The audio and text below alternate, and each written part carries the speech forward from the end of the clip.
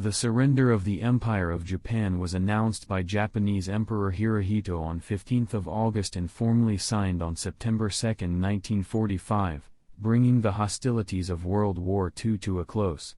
By the end of July 1945, the Imperial Japanese Navy, IJN, had become incapable of conducting major operations and an Allied invasion of Japan was imminent.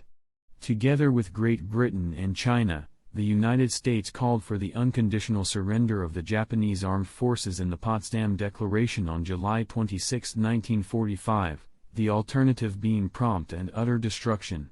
While publicly stating their intent to fight on to the bitter end, Japan's leaders, the Supreme Council for the Direction of the War, also known as the Big Six, were privately making entreaties to the publicly neutral Soviet Union to mediate peace on terms more favorable to the Japanese.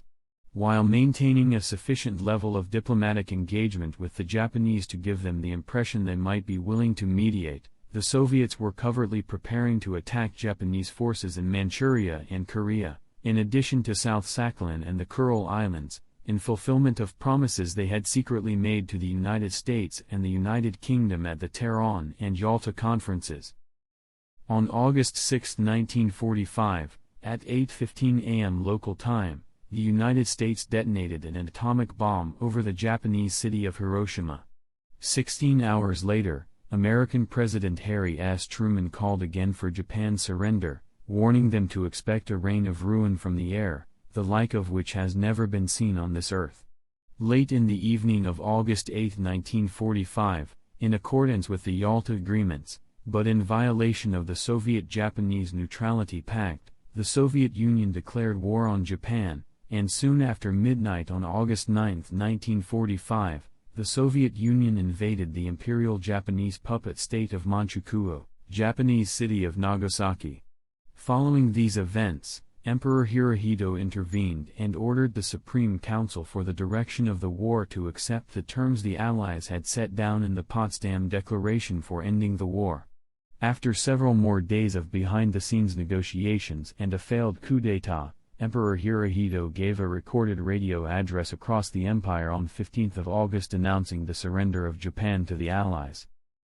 On 28 August, the occupation of Japan led by the Supreme Commander for the Allied powers began.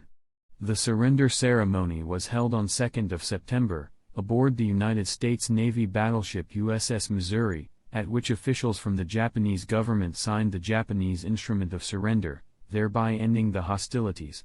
Allied civilians and military personnel alike celebrated VJ Day, the end of the war. However, isolated soldiers and personnel from Japan's far-flung forces throughout Asia and the Pacific refused to surrender for months and years afterwards, some even refusing into the 1970s. The role of the atomic bombings in Japan's unconditional surrender, and the ethics of the two attacks, is still debated. The state of war formally ended when the Treaty of San Francisco came into force on April 28, 1952.